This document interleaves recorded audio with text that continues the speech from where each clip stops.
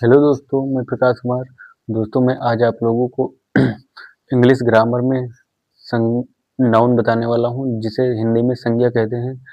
दोस्तों, संज्ञा 5 प्रकार की होती हैं। सबसे पहले हम लोग जानेंगे कि संज्ञा किसे कहते हैं, इसे कैसे पहचानते हैं और इसकी क्या परिभाषा होती है। जब दोस्तों सबसे पहले दोस्तों हम लोग जैसे लिखा है नाउन, नाउन में संज्ञा। दोस्तों, नाउन का परिभाषा है, noun is the name of ये पर्सन, प्लेस और थिंग। दोस्तों, हिंदी में किसी व्यक्ति, वस्तु अथवा स्थान के नाम को संज्ञा कहते हैं। जैसे man, girl, village, boy, boy, cow. और दोस्तों जैसे जैसे मिल्क हो गया, मिल्क। दोस्तों, मिल्क हम लोगों का पदार्थवाचक संज्ञा में मतलब मटेरियल नाउन के अंतर्गत आ जाएगा, जिससे दोस्तों किसी चीज का निर्माण किया जा सके, उसी को हम लोग मटेरियल नाउन कहते हैं। अब दोस्तों संज्ञा 5 प्रकार की होती हैं। सबसे पहले काइंड्स ऑफ नाउन, संज्ञा के प्रकार। यह दोस्तों 5 प्रकार के होते हैं। पहला है प्रॉपर नाउन, व्यक्तिवाचक संज्ञा। व्यक्तिवाचक संज्ञा, जिस व्यक्तिवाचक संज्ञा दोस्तों हम उसे कहते हैं कि जिस नाउन से किसी विशेष स्थान, वस्तु या व्यक्ति के नाम का पता चलता है, तो उसे दोस्तों हम लोग व्यक्तिवाचक संज्ञा कहते हैं। जैसे राम, श्याम। दोस्तों राम, श्याम, गीता। स्थान के नाम जैसे गोंडा, बहराइच, लखनऊ, उत्तर प्रदेश, इंडिया। दोस्तों, तो ये हम लोगों का व्यक्तिवाचक संज्ञा के अंतर्गत आ जाएगा। दोस्तों, सबसे पहले होता है प्रॉपर नाउन, प्रॉपर नाउन व्यक्तिवाचक संज्ञा। दूसरा हम लोगों का होता है कॉमन नाउन, जातिवाचक संज्ञा जिसे दोस्तों कहते हैं। फिर है कलेक्टिव नाउन, जिसे दोस्तों समूहवाचक संज्ञा कहते हैं। फिर दोस्तों हम लोगों का चौथा है मटेरियल नाउन, जिसे दोस्तों हम लोग पदार्थवाचक संज्ञा कहते हैं। जैसे पदार्थवाचक संज्ञा दोस्तों हम उसे कहते हैं जिस चीज से किसी चीज का निर्माण हो सके, उसी को हम लोग पदार्थ में जोड़ते हैं। जैसे दोस्तों लोहा हो गया, टीना हो गया, कॉपर हो गया। और जैसे जिस चीज से दोस्तों हम लोग कुछ बना सकते हैं, जैसे मिल्क हो गया, दही हो गया, या पानी मान लीजिए आप। फिर दोस्तों है पांचवा एब्स्ट्रैक्ट नाउन। सबसे पहले दोस्तों एब्स्ट्रैक्ट नाउन, एब्स्ट्रैक्ट नाउन दोस्तों हम उसे कहते हैं कि जिसे भाववाचक संज्ञा या अमूर्तवाचक संज्ञा कहते हैं। दोस्तों भाव या अमूर्तवाचक का अर्थ यहाँ पर यह है, क्योंकि अमूर्तवाचक संज्ञा का मतलब कि जिसे हम लोग महसूस कर सकते हैं, दोस्तों देख सकते हैं लेकिन छू नहीं सकते। जैसे केवल महसूस कर सकते हैं, जैसे मान लीजिए सुंदरता है दोस्तों, या किसी का गुण है किसी चीज का, या कोई टैलेंट है किसी व्यक्ति के अंदर, तो ये दोस्तों जब होगा तो उसे हम लोग एब्स्ट्रैक्ट नाउन के अंतर्गत कहते हैं, जिसे अमूर्तवाचक संज्ञा कहते हैं या भाववाचक संज्ञा कहते हैं। जैसे हम लोगों का उदाहरण है जैसे हम लोगों का उदाहरण है कि जैसे सत्य बोलो, सदा सत्य बोलो, झूठ मत बोलो। तो दोस्तों हम लोगों को ये पता चलता है कि हम सत्य को छू नहीं सकते हैं, केवल महसूस कर सकते हैं, या झूठ को हम लोग दोस्तों छू नहीं सकते हैं। तो जिसे छू नहीं सकते हैं या देख नहीं सकते हैं, उसी को जिसे दोस्तों छू नहीं सकते हैं मतलब महसूस कर सकते हैं, उसी को हम लोग एब्स्ट्रैक्ट नाउन कहते हैं। जैसे सुंदरता है दोस्तों, तो सुंदरता को हम लोग महसूस कर सकते हैं। या जैसे हो गया दयालुता, जैसे मान लीजिए किसी व्यक्ति के अंदर दयालुता का गुण है, तो उसे हम लोग देख नहीं सकते हैं, उसे केवल महसूस कर सकते हैं कि इस व्यक्ति के अंतर्गत दयालुता का गुण है। अब दोस्तों हम लोग सबसे पहले सबसे पहले आप लोगों को परिभाषा लिखना है। ये noun is the name of, जैसे noun is the name of ये पर्सन, प्लेस और थिंग, किसी व्यक्ति, वस्तु अथवा स्थान के नाम को संज्ञा कहते हैं। जैसे दोस्तों मैन हो गया, यहाँ पर दोस्तों ये जो एग्जाम्पल लिखा है, ये जरूरी नहीं कि यही एग्जाम्पल हमेशा लिखा रहेगा। जैसे जैसे दोस्तों हाउस हो गया, हॉर्स हो गया, फॉक्स हो गया, काऊ हो गया, ऑक्स हो गया। और जैसे किसी किसी दोस्तों जैसे जंगल का नाम हो गया या कोई भी चीज़ है, अगर उसका नाम है तो दोस्तों वो संज्ञा के अंतर्गत ही आएगी। जैसे मान लीजिए कार या अन्य अदर चीज़ें जो हैं दोस्तों, उसे सभी संज्ञा के अंतर्गत आती हैं। अब दोस्तों हम लोग अब जान चुके हैं कि पहला है प्रॉपर नाउन, जिसे दोस्तों हिंदी में व्यक्तिवाचक संज्ञा कहते हैं। दूसरा है कॉमन नाउन, जिसे जातिवाचक संज्ञा कहते हैं। फिर तीसरा है दोस्तों कलेक्टिव नाउन। कलेक्टिव नाउन का मतलब दोस्तों होता है कि जब किसी जिस जिस नाउन से संज्ञा से किसी विशेष जाति या समूह की बोध होता है वो दोस्तों, तो उसे हम लोग कलेक्टिव नाउन कहते हैं। जैसे जैसे हो गया दोस्तों इंडियन आर्मी, जैसे दोस्तों हो गया टीचर, तो ये सब दोस्तों कलेक्टिव नाउन के अंतर्गत आते हैं। जैसे हो गया कैटल में दोस्तों मवेशी होता है, तो ये सब कलेक्टिव नाउन के अंतर्गत आ जाते हैं।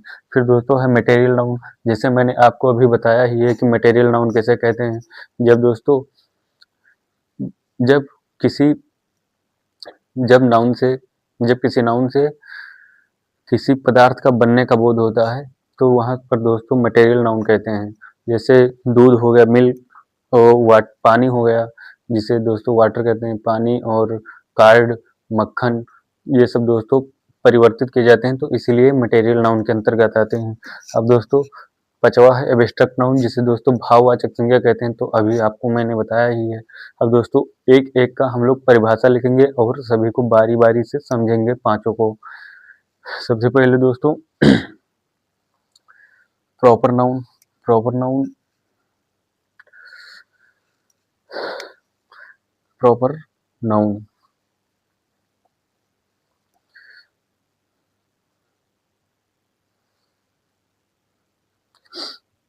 प्रॉपर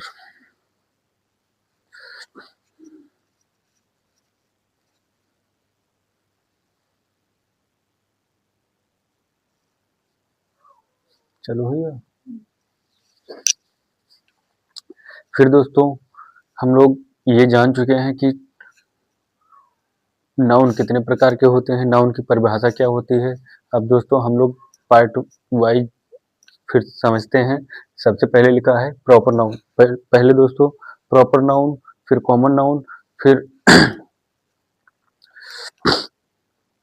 एब्स्ट्रैक्ट नाउन, फिर मटेरियल नाउन, फिर दोस्तों होता है कॉमन नाउन, मटेरियल नाउन और कलेक्टिव नाउन, फिर एब्स्ट्रैक्ट नाउन, और दोस्तों एक होता है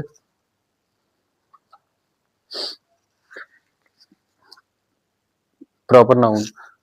फिर दोस्तों अब हम लोग बारी बारी से समझेंगे कि प्रॉपर नाउन किसे कहते हैं। दोस्तों प्रॉपर नाउन, जिसे दोस्तों हम लोग जानते हैं कि व्यक्तिवाचक संज्ञा कहते हैं। अब इसकी परिभाषा लिखा है, जिस नाउन मतलब संज्ञा से किसी विशेष प्राणी अथवा स्थान, जंतु या वस्तु का बोध होता है, तो उन्हें प्रॉपर नाउन कहते हैं, मतलब व्यक्तिवाचक संज्ञा कहते हैं। जैसे दोस्तों अशोक, राम, काऊ, मुंबई या गोंडा हो गया, या बहराइच हो गया, या दोस्तों उत्तर प्रदेश हो गया, तो यहाँ पर एक विशेष नाम आ गया है, तो इसीलिए दोस्तों ये व्यक्तिवाचक संज्ञा हो जाएगी। जैसे दोस्तों वस्तुओं में भी आ सकती है, जैसे कोई भी हो गया, मोबाइल फोन हो गया, कुछ भी हो गया दोस्तों, तो वो व्यक्तिवाचक संज्ञा के अंतर्गत आएगी हम लोगों की। जैसे जैसे मान लीजिए लिखा है किसी बुक का नाम, जैसे हिंदी, इंग्लिश, तो दोस्तों यहाँ पर प्रॉपरली उसका नाम आ गया, तो इसीलिए तो इसीलिए दोस्तों वो हम लोगों को व्यक्तिवाचक संज्ञा हो जाएगा, जिसे प्रॉपर नाउन कहते हैं। अब दोस्तों हम लोगों का है दूसरा कॉमन नाउन। कॉमन नाउन दोस्तों कॉमन नाउन को हिंदी में कहते हैं जातिवाचक संज्ञा। जब अब दोस्तों इसकी परिभाषा होता है, जब कि जब किसी नाउन या जब जिस नाउन से किसी विशेष वर्ग या समूह का बोध होता है, तो उसे दोस्तों हम लोग कॉमन नाउन मतलब समूहवाचक संज्ञा कहते हैं दोस्तों, समूहवाचक संज्ञा कहते हैं। जैसे कॉमन नाउन मतलब दोस्तों सॉरी जातवाचक संज्ञा कहते हैं। अब दोस्तों कॉमन नाउन का मतलब जातिवाचक संज्ञा कहते हैं। दोस्तों परिभाषा आपके सामने लिखा है, जिस नाउन से एक विशेष जाति या वर्ग का बोध होता है तो उसे हम कॉमन नाउन कहते हैं। जैसे जैसे ही, सी, दे। और दोस्तों अन्य अदर भी हो सकते हैं, जैसे लिखा है ही इज रीडिंग ये बुक। अब दोस्तों जैसे ही इज रीडिंग ये बुक, वह किताब पढ़ रहा है। फिर दोस्तों हो जाएगा, जैसे मान लीजिए they are going to school, वह लोग स्कूल जा रहे हैं। तो दोस्तों ये एक जाति, विशेष जाति को दर्शा रहा है, तो इसीलिए यहाँ पर दोस्तों जातिवाचक संज्ञा हो जाएगा, जिसे कॉमन नाउन कहते हैं। जैसे दोस्तों लिखा है सी इज गुड गर्ल, तो दोस्तों ये सब हम लोगों का आ जाता है कॉमन नाउन के अंतर्गत। अब दोस्तों हम लोग एक दो सीख चुके हैं, और हम लोग दोस्तों अभी प्रॉपर नाउन, फिर दोस्तों कॉमन नाउन सीख लिए हैं। फिर दोस्तों कलेक्टिव नाउन और कॉमन नाउन और एब्स्ट्रैक्ट नाउन हम लोगों को सीखना है। तो दोस्तों अब मुझे उम्मीद है कि आप लोग इसे बहुत ही अच्छे से समझ गए होंगे। तो हम लोग अब चलते हैं तीसरे वाले पर।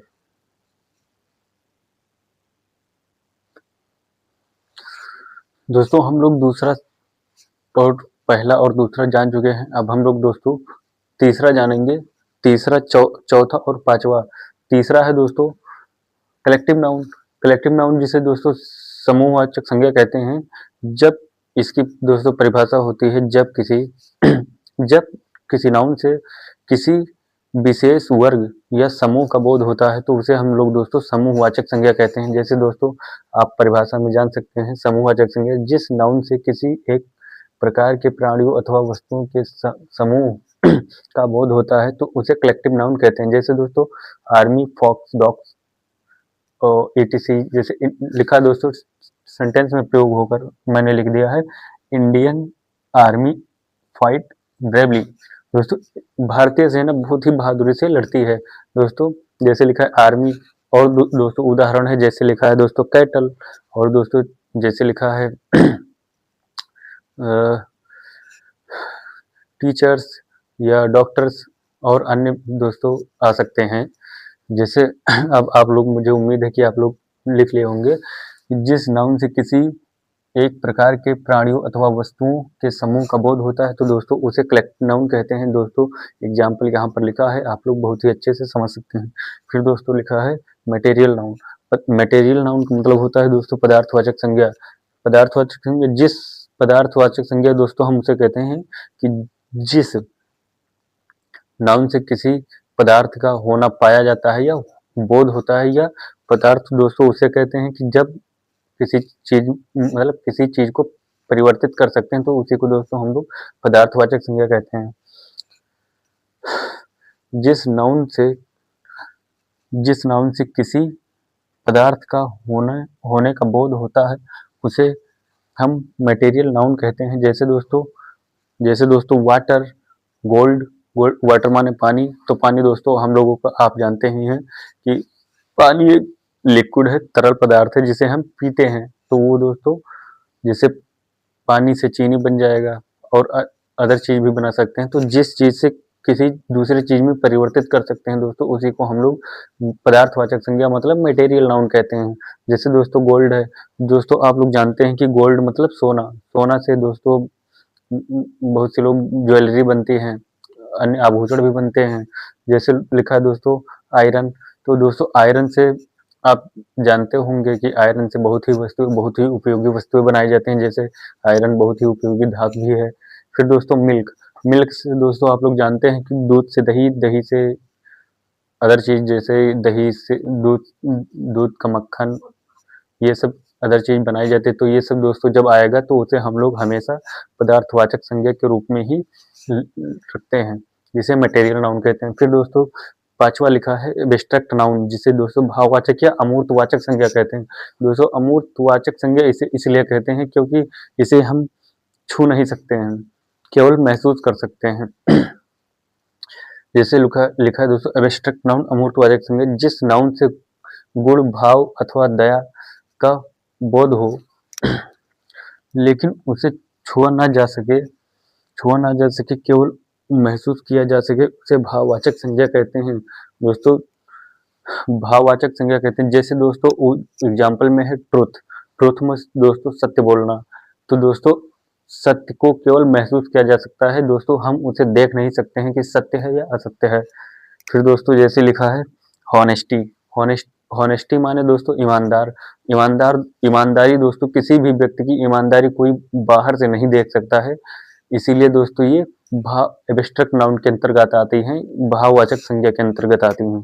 फिर दोस्तों लिखा है जैसे मोमेंट का मतलब होता है दोस्तों क्षण भर, जैसे समय का क्षण भर हो गया, तो दोस्तों कोई भी क्षण को नहीं देख सकता, मतलब समय कंटिन्यू जारी रहती है, तो उसी को दोस्तों कहते हैं मोमेंट मतलब क्षण भर। जैसे हेट मतलब दोस्तों घृणा करना। दोस्तों घृणा करना केवल महसूस किया जा सकता है, उसे हम लोग देख नहीं सकते हैं, तो इसीलिए दोस्तों जैसे हॉनेस्टी, मोमेंट, हेट, ट्रुथ, जैसे दोस्तों फॉल्स, जैसे दोस्तों जैसे काइंड मीन्स दयालु हो गया दोस्तों, किसी की दयालुता हम लोग देख नहीं सकते हैं। जैसे दोस्तों अन्य उदाहरण भी हो सकते हैं, जैसे फॉल्स हो गया, जैसे दोस्तों चाइल्डहुड बचपना। तो ये सब दोस्तों एब्स्ट्रैक्ट नाउन के अंतर्गत आती हैं, भाववाचक संज्ञा। अब दोस्तों मुझे उम्मीद है कि आप लोग 5 नाउन समझ गए होंगे, नाउन के प्रकार समझ गए होंगे, काइंड्स ऑफ नाउन।